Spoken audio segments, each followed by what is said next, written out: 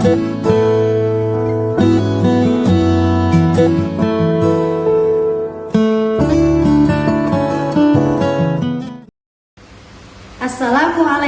warahmatullahi wabarakatuh. Perkenalkan, nama saya Wiwin Winarsi. Saya mahasiswi PPG dalam jabatan Universitas Negeri Malang. Di sini saya akan mempraktekkan PPL siklus kedua saya dalam pertemuan pertama. Selamat menyaksikan.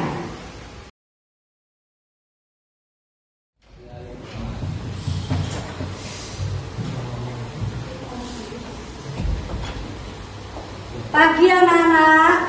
Pagi, Bu. Sebelum pembelajaran kita mulai pagi hari ini, alangkah baiknya kita berdoa dulu anak-anak ya, agar pembelajaran di pagi hari ini kita berjalan dengan lancar. Untuk itu ketua kelas dipimpin berdoa. Dimas, silakan dipimpin doa. Pimpinan saya dari Tilawat Rusia dan tegak berdoa mulai. Bismillahirrahmanirrahim. Alhamdulillahirrahmanirrahim. Selesai. Bumin absen dulu ya. Ya. Ada yang jam masuk hari ini? Ada. Siapa nak? Chelsea. Kenapa ini Chelsea? Sakit. Dalam hitungan 3 ya. Untuk 1, 2, 3.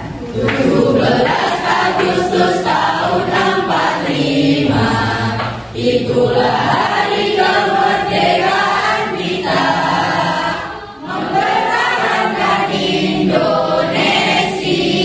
Kita tetap setia membela negara kita. Terima kasih. Silakan duduk lagi. Sebelum ketemu semangat, kita jargon semangat pagi dulu ya. Ya. Semangat pagi. Pagi, tetap semangat luar biasa. Mana semangatmu? Ini semangatku, semangat,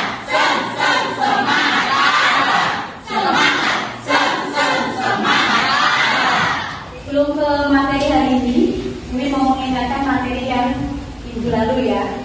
Materi kemarin yang pertemuan kemarin kita membahas apa?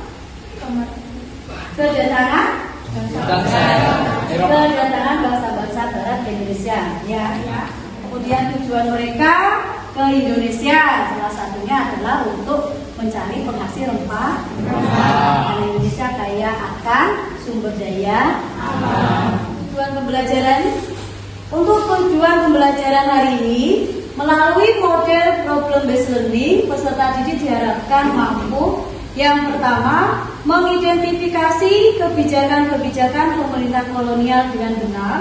Kemudian yang kelima nanti menyampaikan hasil diskusi mengenai kebijakan-kebijakan pemerintah kolonial di Indonesia dengan benar. Ya. Coba perhatikan gambar ini. Apa ada yang bisa? Gambar apa ini? Gambar apa ini anak-anak? Silakan angkat tangan. Kerja paksa. Tepuk tangan untuk teman-teman kalian. Silakan amati gambar ini. Silakan kalian buat pertanyaan berdasarkan pengamatan ini. Silakan semuanya dibuka bukunya, buku paketnya ya. Kalian baca terlebih dahulu. Amati gambar ini, silakan. Ya, silakan Mbak Seti.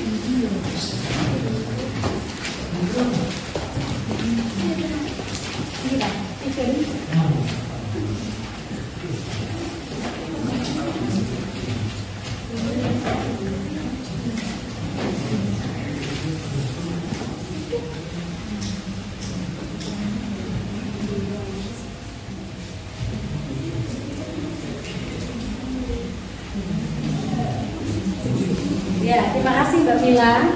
Silakan duduk kembali. Yang pertama, siapakah yang membuat kebijakan kerja paksa? Kemudian, coba untuk pertanyaan yang pertama, silakan yang mau menjawab. Oh ya, silakan Dimas, silakan. Yang membuat kebijakan kerja paksa adalah Dendels.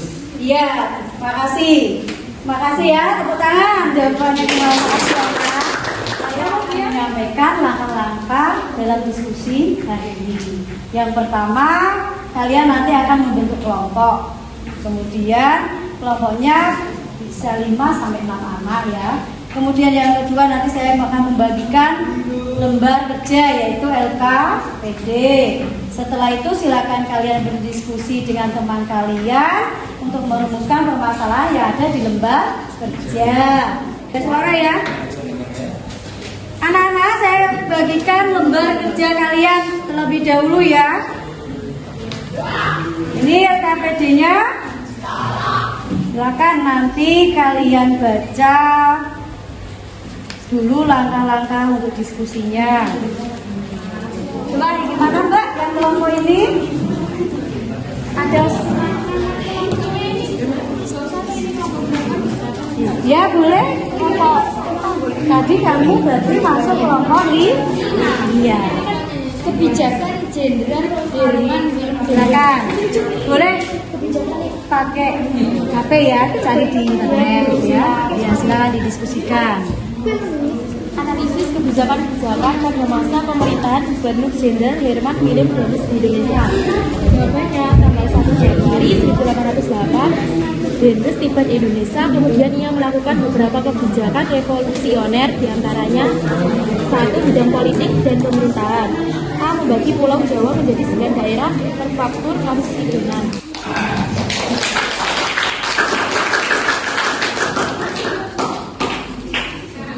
Ya, silakan. Assalamualaikum warahmatullahi wabarakatuh. Waalaikumsalam warahmatullahi wabarakatuh. Perkenalkan, nama saya Nunda Septi dan saya Isna Rizky.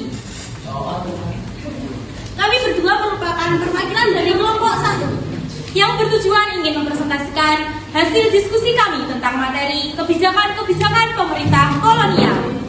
Soal nomor 1, analisislah kebijakan-kebijakan pada masa pemerintahan Gubernur Jenderal Herman Willem Dendels di Indonesia. Jawaban 1. Tanggal 1 Januari 1808, Dendels tiba di Indonesia, kemudian ia melakukan beberapa kebijakan revolusioner, diantaranya 1. Bidang politik dan pemerintahan. Membagi Pulau Jawa menjadi 9 daerah prefektur presidenan. 2.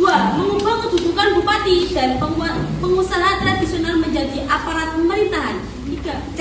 Akibat bermacam-macam beban menimbulkan tekanan fisik dan mental yang berkepanjangan. D. Timbulnya bahaya kemiskinan yang makin berat. E. Timbulnya bahaya kelaparan dan wabah penyakit di mana-mana sehingga angka kematian meningkat drastis. Hanya itu hasil diskusi kelompok kami yang dapat kami sampaikan. Bila ingin ditanyakan, silahkan. Saya, bagaimana akhir kekuasaan Dendels? Baik, terima kasih atas pertanyaannya. Dendels memaksa rakyat Sumedang untuk terjarodi membuat jalan raya. Dendels juga melakukan campur tangan pada kerajaan Mataram dengan bersengketa dengan Sultan Hamengkubuwono. Tindakan otoriternya membuat Dendels ditarik kembali ke negeri Belanda pada September 1811 dan digantikan oleh Gubernur Jenderal Jackson. Hanya itu kelompok yang dapat kami sampaikan. Mohon maaf jika ada kekurangan dan salah kata. Terima kasih. Wassalamualaikum warahmatullahi wabarakatuh.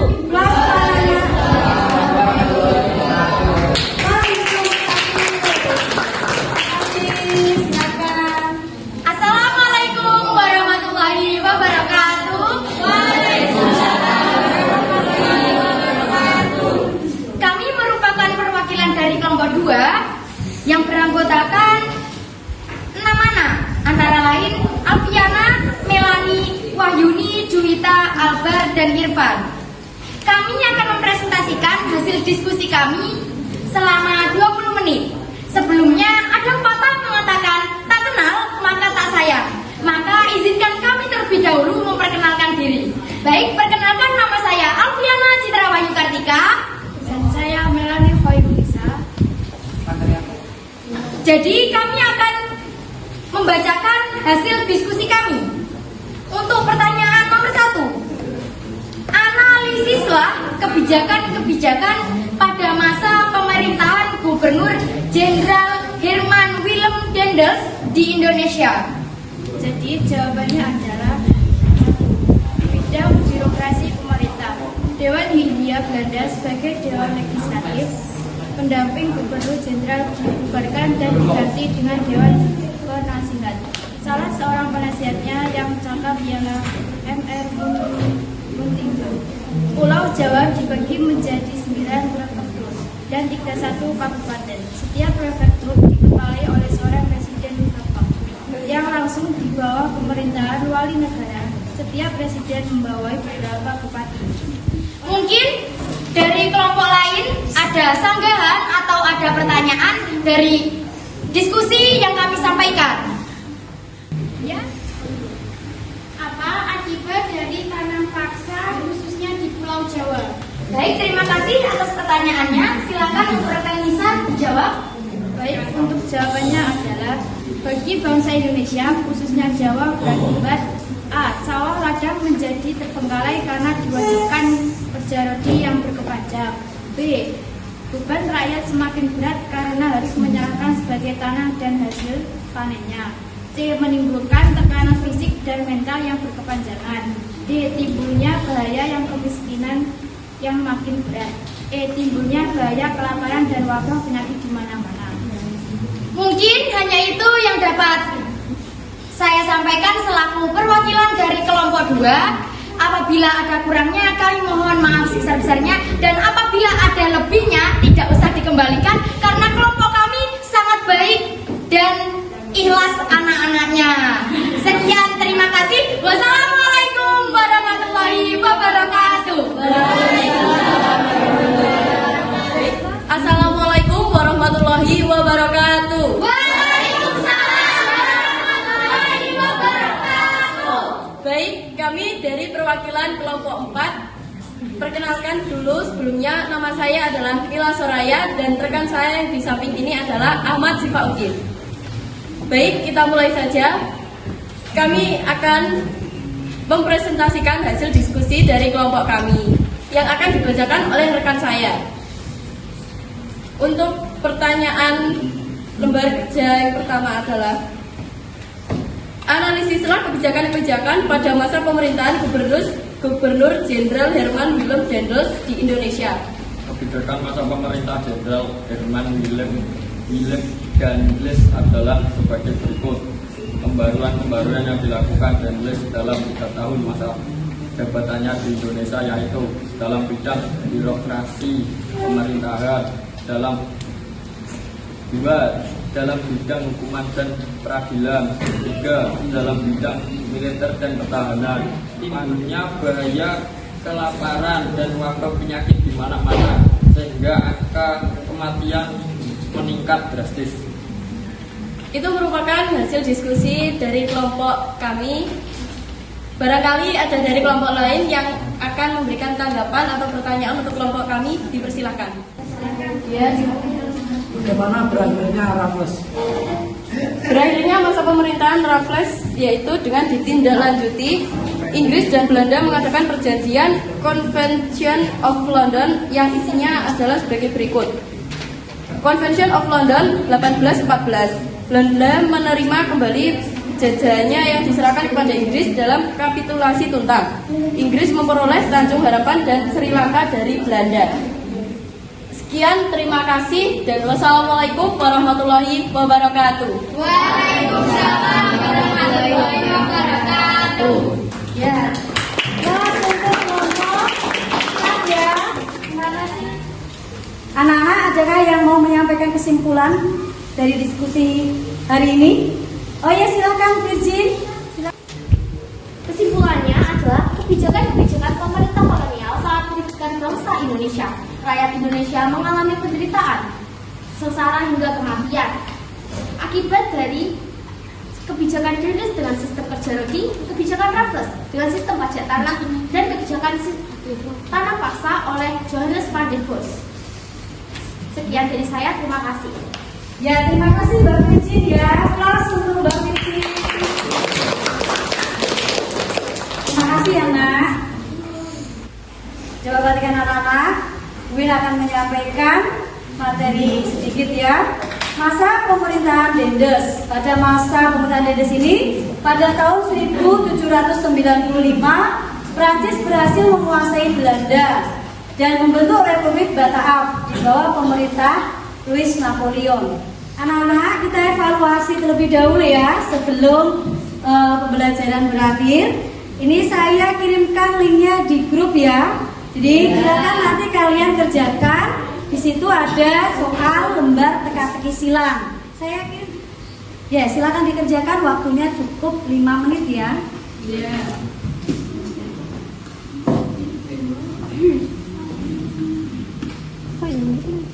Anak-anak, sebelum pembelajaran berakhir, kita refleksi dulu ya. Ya. Materi apa yang barusan kita pelajari hari ini?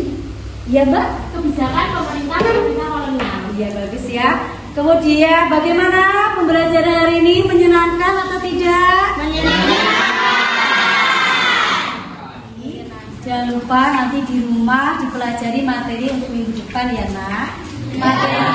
Materinya mengenai perlawanan rakyat terhadap pemerintah kolonial.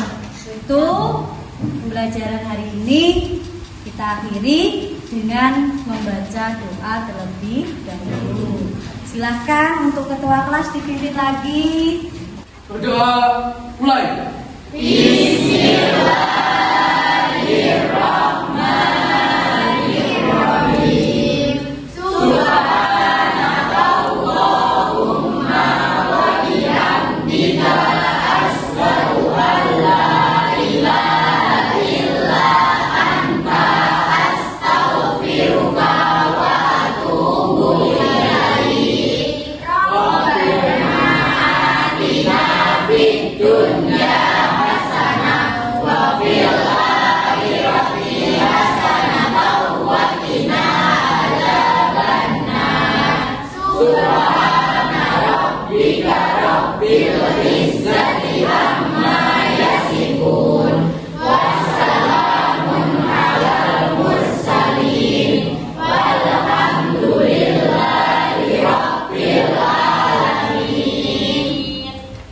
Selesai.